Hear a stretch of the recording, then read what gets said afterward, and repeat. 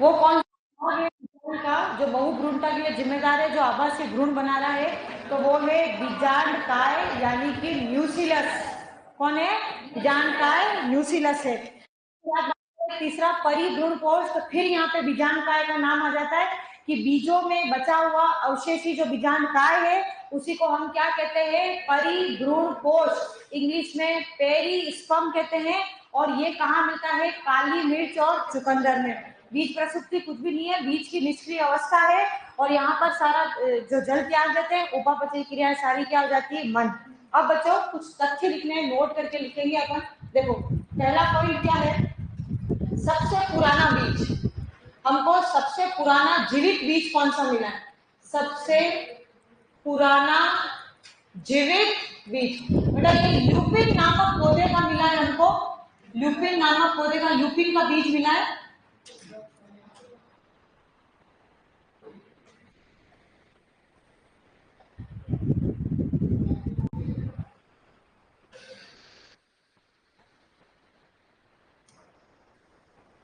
Lupin का बीज मिला बेटा तुमको। और वो कितने वर्ष पुराना है?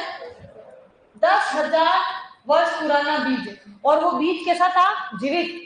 मतलब जब हमने 10,000 साल पुराने बीज को बोया तो वो उग गया, वो पादप के अंदर चेंज हो गया।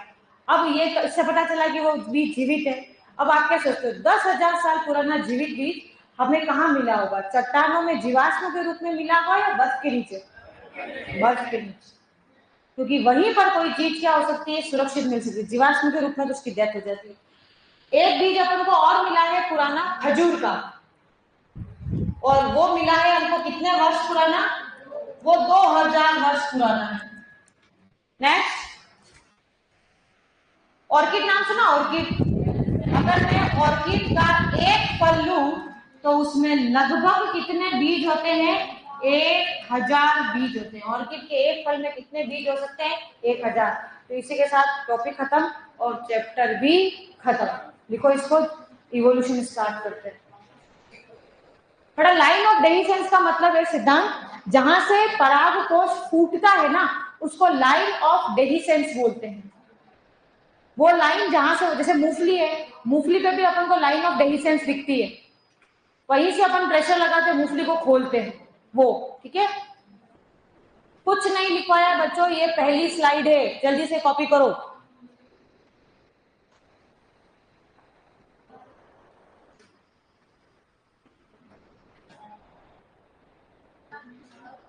कहां से बोली? हाँ, अरे कल मुझे कुछ काम था, मैं चली गई थी। कल तुम आए थे? हाँ, कल मैं छुट्टी लेके चली गई थी। कब चली गई? चार दिन। उस दिन तो देखो इतने डाउट तेरे क्लियर करके गई हूँ, फिर डाउट के दिन कब चली गई? हाँ, उस दिन तो मैं एक दिन प्रोग्राम जल्दी गई, फिर तुम्हारे डाउट अगले डाउट में सॉल्व किए। ठीक है। हाँ, 3 दिन तो मैं रघुनाथ पूरा वापस होती है ना।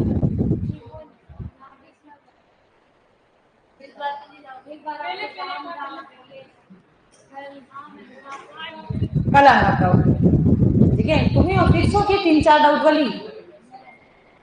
तू भी आई थी? तू भी आई, तू भी तो आई थी उस दिन।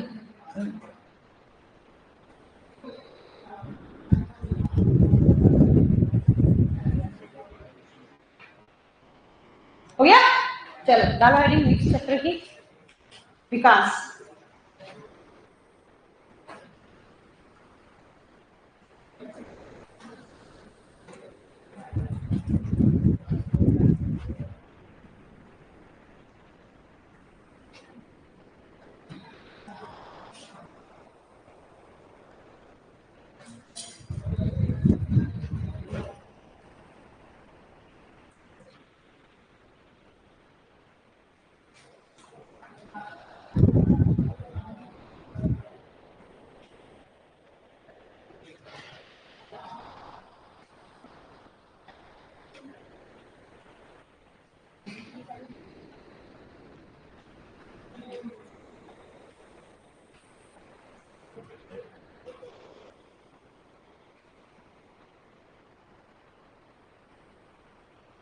तुमने विकास भी पढ़ा हुआ है?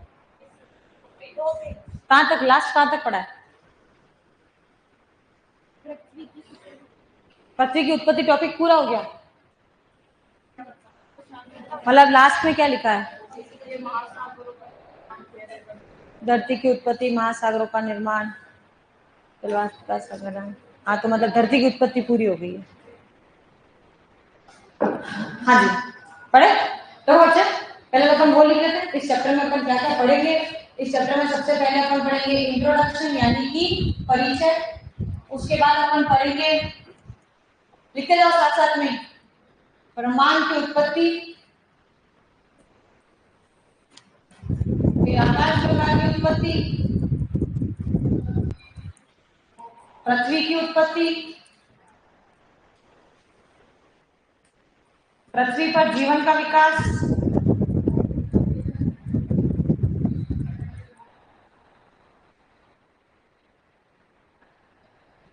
कार्बनिक विकास,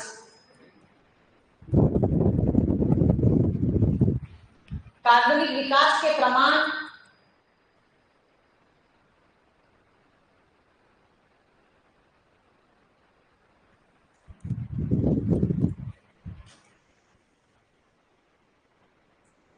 अनुकूली विकिरण,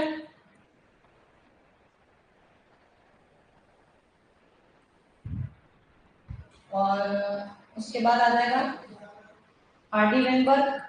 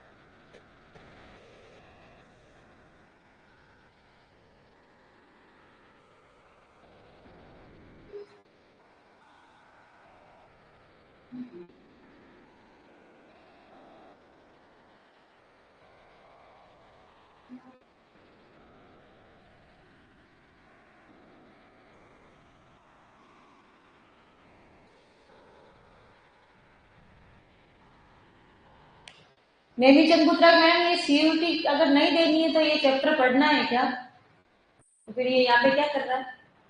टॉपिक अभी सीयूटी के चल रहे ना सब्जेक्ट है। ये तो वही क्वेश्चन हुआ, बच्चा कोई ये पूछे मैडम तैरना नहीं आता लेकिन स्विमिंग कंपटीशन में हिस्सा ले सकते हैं क्या?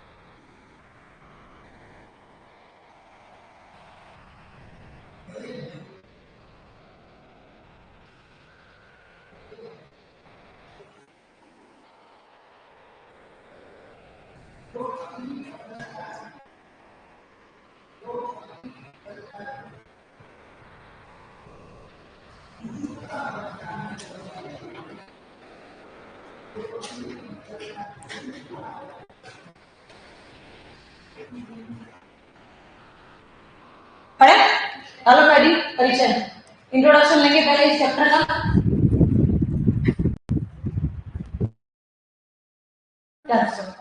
इस चैप्टर में अपन पढ़ने वाले हैं मेनली कि धरती पे जीवन कैसे आया, नई नई जातियां कैसे बनी, है ना, मनुष्य का विकास कैसे हुआ। अपन शुरुआत करेंगे समय की शुरुआत से, मतलब ब्रह्मांड की शुरुआत, जब कुछ था ही नहीं यहाँ पे, वहां से करेंगे। तो पहले ब्रह्मांड, फिर आकाशगंगा, फिर धरती पर जीवन कैसे बना, फिर उस धरती पर जीवन आने के बाद नई नई जातियां कैसे बनी, जिसको अपन कार्बनिक विकास बोलेंगे। फिर हम जो बात कह रहे हैं उसके प्रमाण क्या है, वो सारे प्रमाण पढ़ेंगे अपन। अनुकूली विकिरण, हार्डी वेनबर्ग, क्लास में क्या पढ़ेंगे, मानव का विकास। परिचय में सबसे पहले हम पढ़ेंगे जीवाश्मीय विज्ञान क्या होता है, इवोल्यूशनरी साइंस। अरे जीवाश्मीय विज्ञान नहीं, सॉरी, विकासीय विज्ञान।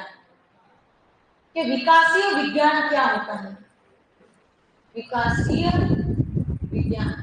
तो हम कहेंगे कि भाई धरती पर जीवन के विकास का आप जिस साइंस की ब्रांच में अध्ययन करते हो वो क्या कहलाता है, विकासीय विज्ञान, इवोल्यूशनरी साइंस, जिसमें आप इवोल्यूशन के बारे में पढ़ते हो, जिसमें आप क्या करते हो, विकास के बारे में। तो विकासीय विज्ञान क्या है, तो हम कहेंगे धरती पर जीवन के विकास के इतिहास का अध्ययन, इतिहास का अध्ययन। फिर 2-3 पॉइंट्स लिखे हुए एनसीईआरटी में। जैसे अगर मैं बात करूं तो पूरे ब्रह्मांड की अगर धरती से तुलना करूं, पूरे ब्रह्मांड की तुलना में किसके समान है, बिंदु के समान। मतलब ब्रह्मांड इतना बड़ा है, इतना बड़ा है कि धरती उस ब्रह्मांड में एक डॉट से ज्यादा कुछ भी नहीं है। वो डॉट भी तुमको जूम करके देखना पड़ेगा। तो कौन कह रहा था कि मेरे पे इतने बीघा जमीन है, वो कहाँ है यहाँ पे, सही है ना। हाँ। चलो नेक्स्ट बात, जब भी हम तारों को देखते हैं, यहाँ पे एक एआर का क्वेश्चन बना हुआ है, एसेशन रीजन का। जब भी हम किसको देखते हैं, हम तारों को देखते हैं। रात को देखोगे ऑब्वियसली। जब भी हम तारों को देखते हैं हम अपने इतिहास को देखते हैं। किसको देखते हैं, इतिहास को। क्यों भाई इतिहास को क्यों देखते हैं, सुनो। ये जो तारे हैं ना, ये हमसे मतलब मिलियंस, बिलियंस, ट्रिलियंस किलोमीटर दूर है, खूब खूब खूब दूर है, खूब सारा दूर है। मतलब आप देखो कि जो हमारा सबसे निकटस्थ तारा है वो कौन है, हमारा सबसे निकटस्थ तारा कौन है, ऑप्शन, ध्रुव तारा, चंद्रमा, सूर्य। तू बताइए।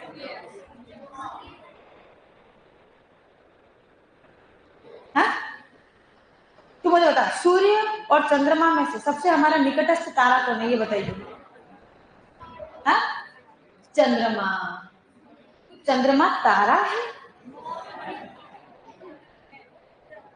तू बता, बता, चंद्रमा तारा है क्या, नहीं है, तो फिर क्या है। हाँ, नहीं पता, ये तो तुमने पहले पढ़ रखा था ना, इसका तो बायो से भी कोई लेना देना नहीं है, बता। अरे कभी भूगोल जैसा सब्जेक्ट नहीं पढ़ा। अच्छा तू कौन से ग्रह पे रहती है ये बता, कौन से ग्रह पे रहती है तू। हाँ, पृथ्वी पे रहती है। और पृथ्वी किसके चारों ओर चक्कर लगाती है, और पृथ्वी के चारों ओर चक्कर कौन लगाता है, चंद्रमा। तो पृथ्वी क्या हुई, ग्रह, तो चंद्रमा क्या हुआ। बेटा दीदी जवाब दे रही है ना, मैं मानती हूँ कि तुम बहुत चिंतित हो अपनी बहन के लिए, लेकिन मैं देख रही हूँ, ठीक है। तुम्हें जरूरत पड़ी अगर उसके लिए भाइयों की रक्षा की, मैं बोल दूंगी, 2-4 आ जाना। फिलहाल में अपना मुंह बंद रखो। हाँ बेटा, चंद्रमा उपग्रह है, तो उपग्रह और तारे में क्या फर्क है,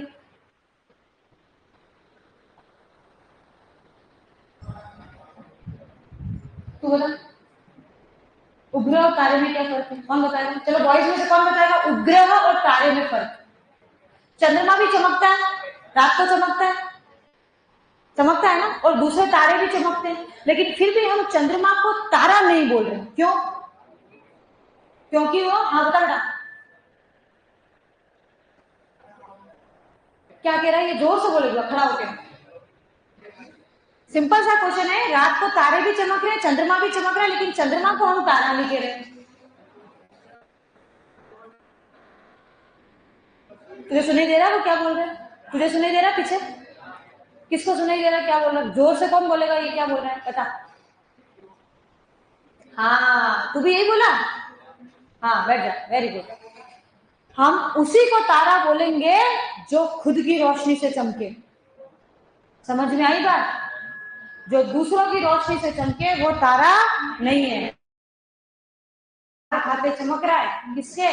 सूर्य के। इसलिए तो हमारा सबसे निकटस्थ तारा है बेटा सूर्य। उसकी भी रोशनी को हमारे तक पहुंचने में कुछ 8.5 मिनट के आसपास लगता है ना। तो वो जो तारे हमसे बिलियंस ट्रिलियंस किलोमीटर दूर है, कई बार ऐसा होता है इतने दूर तारों की रोशनी को हमारे आंखों तक पहुंचने में 100 से लेकर 1000 वर्ष तक भी लग सकते हैं। भाई अगर मैं कोई तारे को टिमटिमाता हुआ देख लूं, उसका मतलब वहां से रोशनी कहाँ पहुंची? मेरी आंखों तक। तो वो रोशनी जो आज मेरी आंखों में प्रवेश कर रही है, जिसकी वजह से मैं तारे को देख पा रही हूँ, वो उस तारे से मान लो 1000 साल पहले निकली थी। तो मैंने तो 1000 साल पहले को देखा ना, तो देखा ना इतिहास को। समझ में आ गई बात? तो हम इतिहास को देखते हैं क्योंकि ये तारे हमसे अरबों किलोमीटर दूर है। नेक्स्ट, क्या हम तारों से दूरी किलोमीटर में नापते हैं क्या? तो किसमें नापते हैं? किसमें? वेरी गुड, लाइट ईयर यानी कि प्रकाश वर्ष। इसका इंग्लिश नाम याद रखना जरूरी है, एनसीईआरटी में दिया हुआ है लाइट ईयर। ठीक है, बाकी वैसे तो ये फिजिक्स में और भूगोल में पढ़ते हैं। एक प्रकाश वर्ष का मतलब होता है कि एक प्रकाश की एक किरण को निर्वात में, वो प्रकाश की किरण निर्वात में एक वर्ष में जितनी दूरी तय करती है, उसको हम क्या मानते हैं? एक प्रकाश वर्ष मानते हैं। तो तारों से दूरी किलोमीटर में नापना संभव ही नहीं है, इसलिए हम किसमें नापते हैं? प्रकाश वर्ष में। कि उस किरण को ऊपर तो निर्वात ही है, स्पेस में कौन सी वायु? हाँ तो निर्वात है।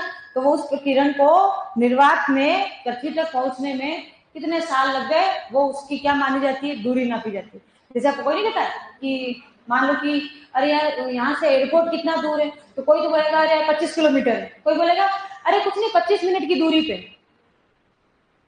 तो कोई तो डिस्टेंस किलोमीटर में बता रहा है और कोई किस में बता रहा है? समय पे। कोई पूछे यार कि यार ये सूरज फल कितना दूर? अरे कुछ नहीं 10 मिनट दूर है, मतलब 10 मिनट में आप क्या होगा? वहां पे पहुंच जाओगे। ऐसे तो तार की दूरी ऐसी ना भी। देखो इसको आगे बढ़ेंगे।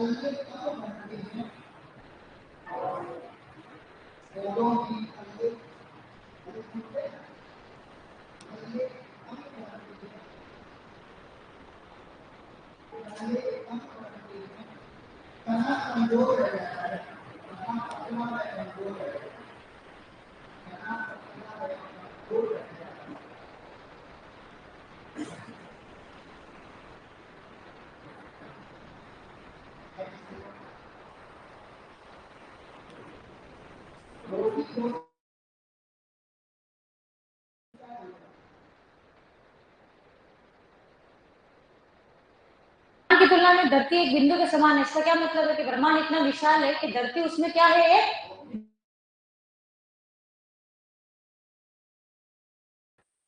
मैम ये चैप्टर एनसीईआरटी की बुक में है ही नहीं। हाँ ये एनसीईआरटी की बुक में नहीं है। बताओ क्यों नहीं है? क्योंकि इस चैप्टर का निर्माण मैंने किया है, मैंने लिखा है। अरे कहाँ से नहीं है, मैं बताती हूँ। ये मिलेगा चैप्टर तुमको मोल बायो के बाद, मतलब जेनेटिक्स पार्ट 2 के बाद। पुरानी किताब में 7वें नंबर का चैप्टर होगा ये, और नई किताब के अंदर चैप्टर नंबर 6 होगा ये। 100% है ये चैप्टर। प्रियंका कह रही कि मैडम ये चैप्टर मेरा फेवरेट है, मेरा भी, मुझे बहुत मजा आता है इस चैप्टर को पढ़ाने में, तुम्हें भी मजा आएगा पढ़ने में। तो इसमें है ना, एक तो वीडियो देखते हैं बीच बीच में, हर चीज, ब्रह्मांड कैसे बना, धरती कैसे बनी, मानव कैसे बना, सबकी क्या आती है, वीडियो आती है। फिर इंटरेस्ट भी आता है कि कैसे हम बंदर से इंसान बने।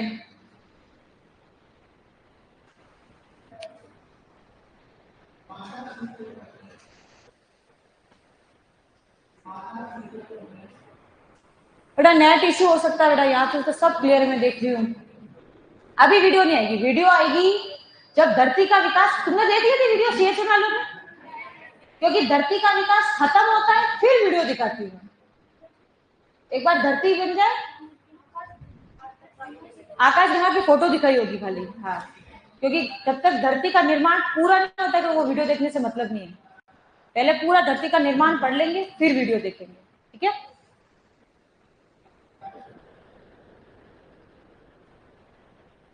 हो जी, हो गया। चलो अब अपन क्या डालेंगे हेडिंग, सेकंड हेडिंग क्या है देखो, ब्रह्मांड का विकास। ये ब्रह्मांड को इंग्लिश में क्या कहते हैं,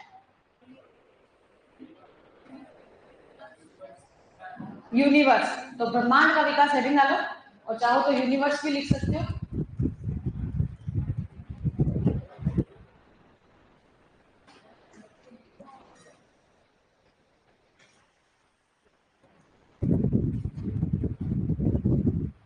आराम से समझना फिर लिखना, क्वेश्चन आता है इसमें से। ब्रह्मांड का विकास,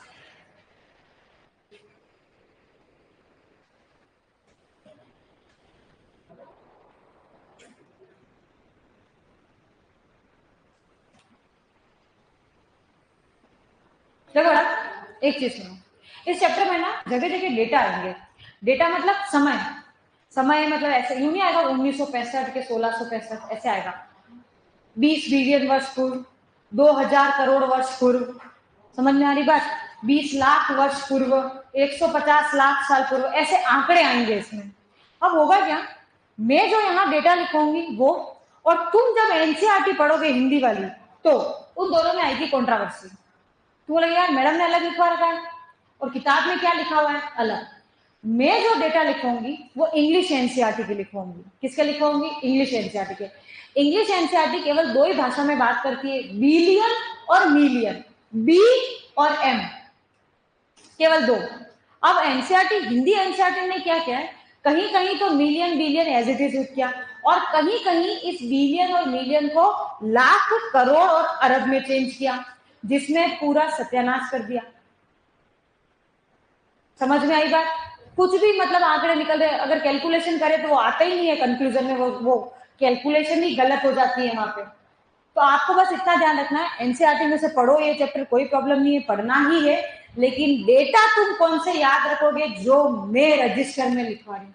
मेरे पास एक भी जना डाउट में ये लेके नहीं आएगा कि मैम आपने डेटा रजिस्टर में ये लिखवा रखा है और हम एनसीईआरटी पढ़ रहे हैं तो डेटा ये है। डेटा वो ही याद करने जो मैं लिखवा रही हूँ, बाकी पूर्व को थ्योरी पढ़नी आराम से पढ़ो, कोई प्रॉब्लम नहीं है। और इवोल्यूशन बहुत बिखरा हुआ चैप्टर है एनसीईआरटी में। तुमको एक बार तो लगेगा कि मैडम पहले पेज पे पढ़ा रही है, और दूसरा टॉपिक तुम्हें पता चला मैडम 7वें पेज पे पढ़ा रही है। फिर तुम सोचोगे कि मैडम तो लास्ट पेज पढ़ा रही है, कल को चैप्टर खत्म और पता चला कि मैडम तो अब जंप लगा रही है दूसरे टॉपिक पे, जो दूसरे नंबर के पेज पे। तो मैं जो सिस्टमेटिक पढ़ा रही हूँ, तो जो जो टॉपिक में पढ़ाते जाऊँ एनसीईआरटी में से ढूंढ के पढ़ते जाओ। समझ में आई चीज बच्चों, ओके। देखो एक थोड़ा सा अपन आंकड़े देख लें कि ये होता क्या है। तो बच्चों ये जो 1 बिलियन होता है ना, ये 1 अरब के बराबर होता है, और 1 मिलियन जो होता है ना, उसमें होते हैं 10 लाख। समझ में आई बात, मैं ये बोल सकती हूँ कि 1 बिलियन जो होता है वो 100 करोड़ के बराबर होता है, सही है ना। और मैं ये भी कह सकती हूँ कि 1 बिलियन में 1000 मिलियन होते हैं, ठीक है। ये जो चेंज हुए ना, इसमें गड़बड़ हो गई है हिंदी एनसीईआरटी में, इसलिए अपन तो केवल बिलियन और मिलियन इसी में याद रखेंगे, कोई टेंशन ही नहीं, कोई कोई कंफ्यूजन वाली बात ही नहीं। ठीक है, आ जाओ ब्रह्मांड का विकास बच्चों। ब्रह्मांड का विकास होता है 20 बिलियन वर्ष पूर्व। कब?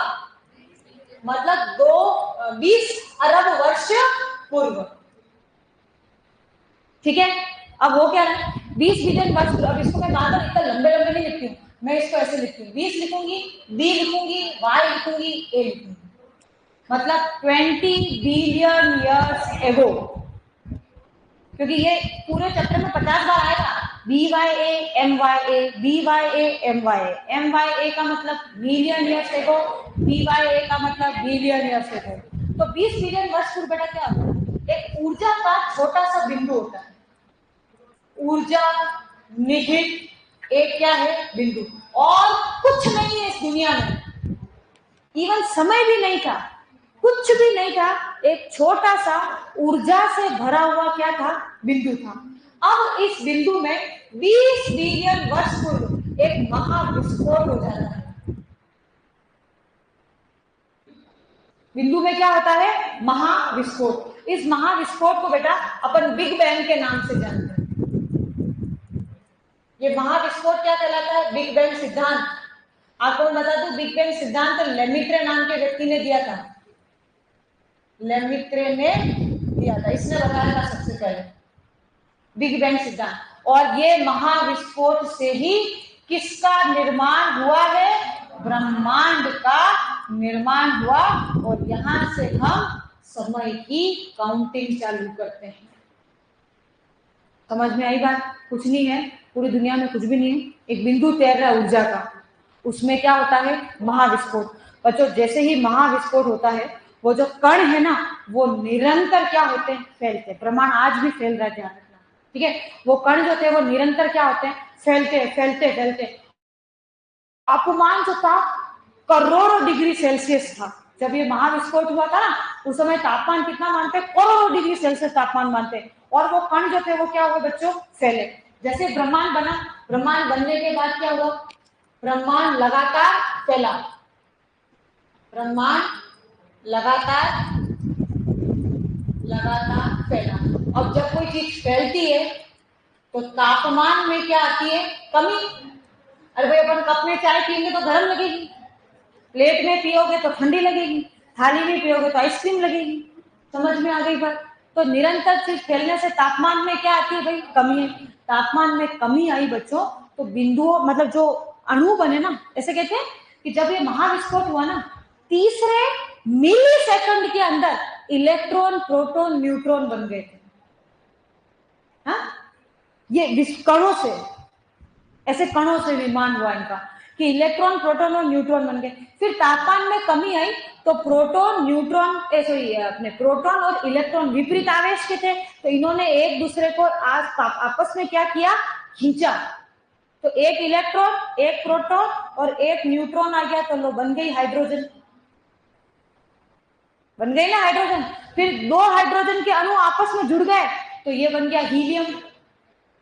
तो सबसे पहले ब्रह्मांड में किसी का निर्माण हुआ तो वो किसका निर्माण हुआ बेटा? हाइड्रोजन और हीलियम का। फिर धीरे धीरे तो सारे अणु बने, हाइड्रोजन परमाणु बने, अणु क्या?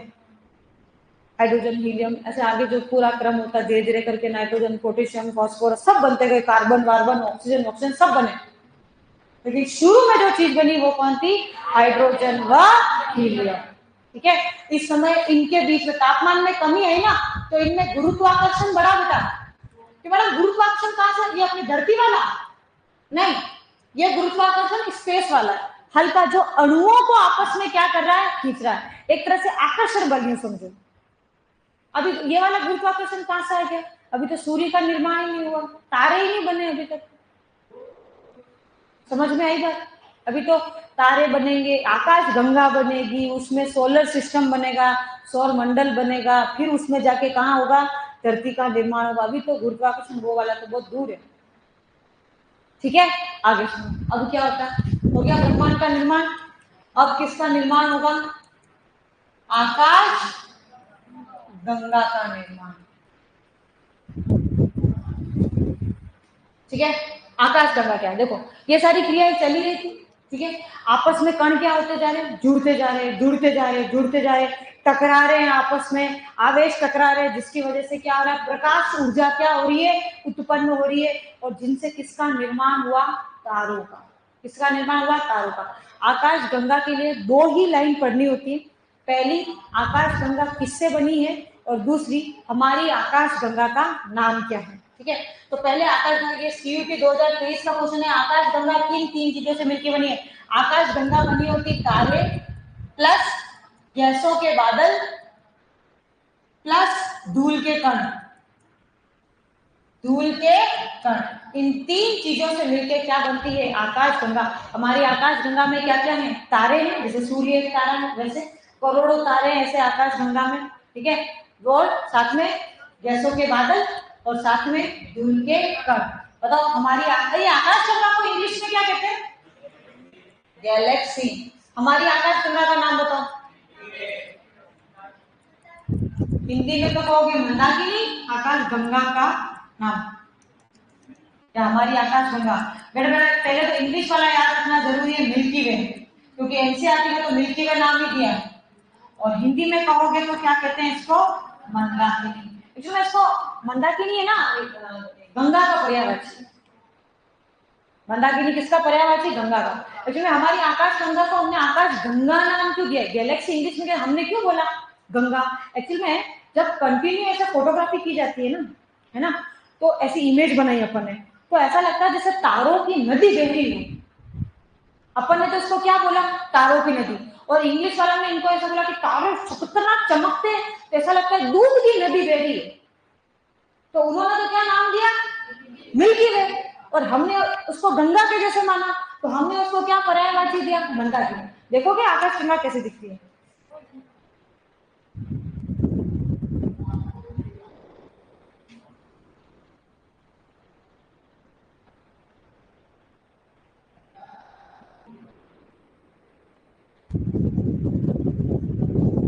ये है हमारे आकाश गंगा गैलेक्सी। ठीक है, अब बच्चों ये जितनी भी फोटोज है ये इमेजिनरी है।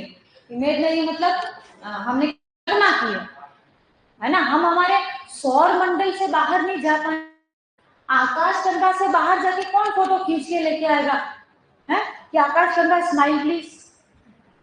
और अपन फोटो, अपन अपने सौर मंडल क्रॉस नहीं कर पाए अभी तक। मार्स गए थे तो तालियां बजवाई थी अपन ने, मार्स से आगे तो कितना दूर है अभी।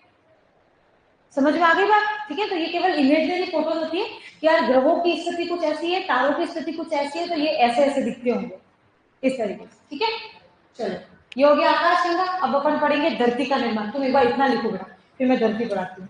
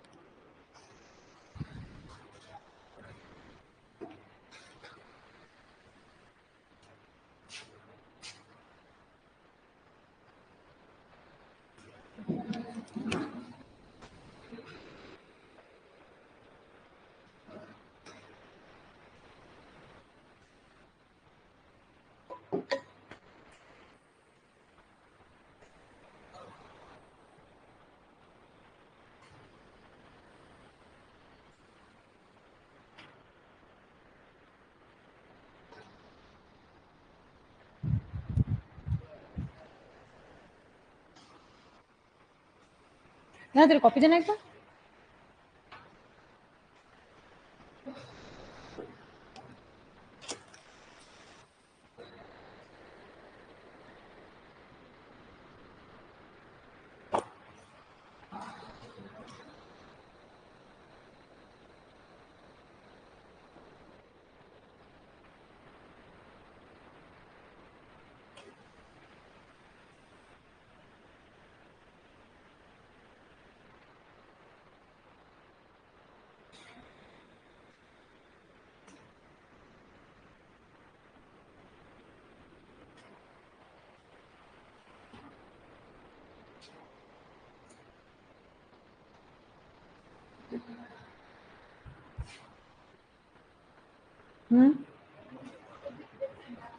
बिग बैंग के नीचे लिखा ले मित्रे, ये सिद्धांत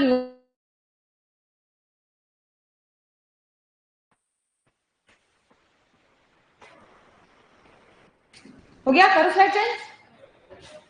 किनका बाकी है, एक बार हाथ खड़े कर दो, जल्दी लिखो बच्चों।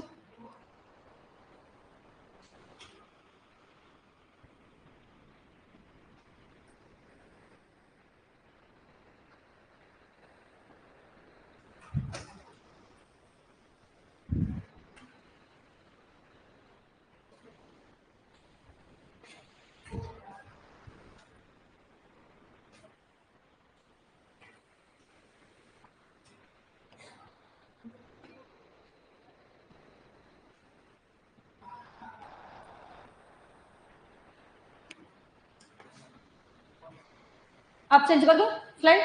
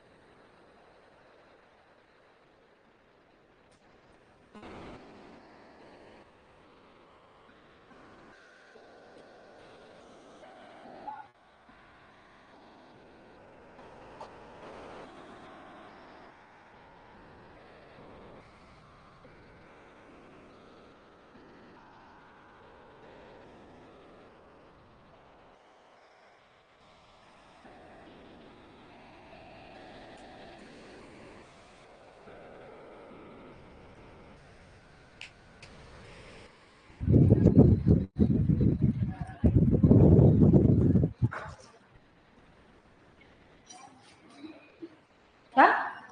बस अब आगे पढ़िए, इसके बाद नहीं। अभी तो धरती का निर्माण, अब धरती का विकास ऐसे लिखो, धरती का विकास। किन किन का बाकी है अभी? हो गया, चलो।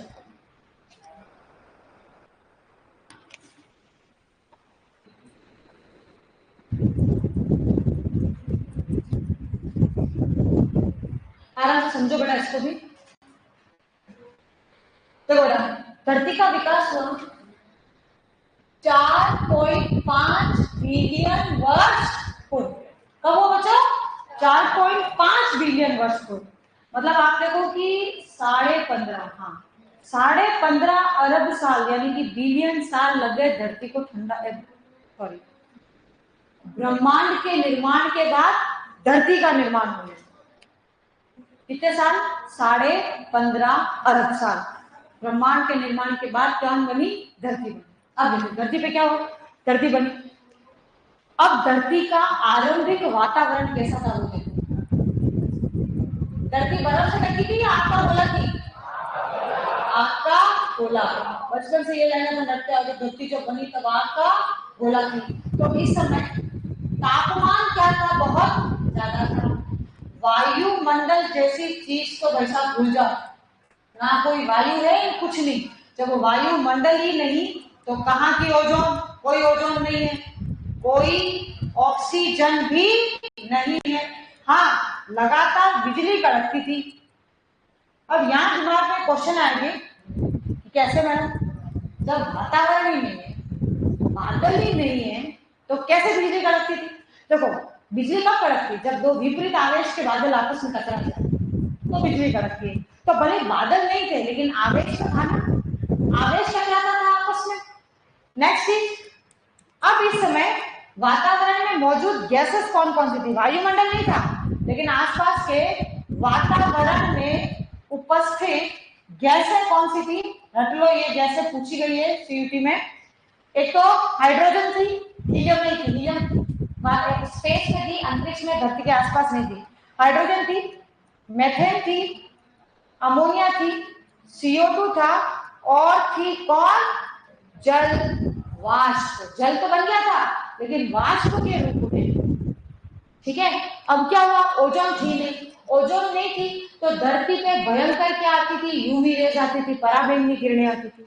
तो पराबैंगनी किरणों की वजह से क्या हुआ? देखो, वायुमंडल का निर्माण कैसे हुआ, सुनो। ये है H2O। H2O किस रूप में है? इस पे गिरी यूवी अल्ट्रावायलेट रेस, पराबैंगनी किरणें गिरी, H2O टूट गया। मैं बैलेंस नहीं कर रही हूँ, H2 में और ऑक्सीजन में टूट गया। ठीक है, अब हाइड्रोजन गैस तो हल्की थी तो वो तो कहां चली गई? ऊपर। अब ऑक्सीजन फ्री रह नहीं सकता था। अच्छा, एक चीज में रहेगी, इस समय वातावरण में कौन मौजूद है? हाइड्रोजन ज्यादा है, इसलिए वातावरण, आरंभिक वातावरण कैसा था? अपचयी था। एक मिनट, अपन लिखेंगे यहाँ पे, हाइड्रोजन की उपस्थिति के कारण वातावरण, धरती का आरंभिक वातावरण कैसा था? अपचयी। अभी कैसा है? अभी ऑक्सीकार है, अभी ऑक्सीजन मौजूद है वातावरण में, तो अभी वातावरण कैसा है? ऑक्सीकार। पहले हाइड्रोजन मौजूद थी तो वातावरण कैसा था? अपचयी। तो ये H2O बन गया। अब ये O तो इससे जाके जुड़ जाएगा मेथेन से। जब ये मेथेन से जुड़ेगा तो ये बन गई CO2, और क्या बन गया?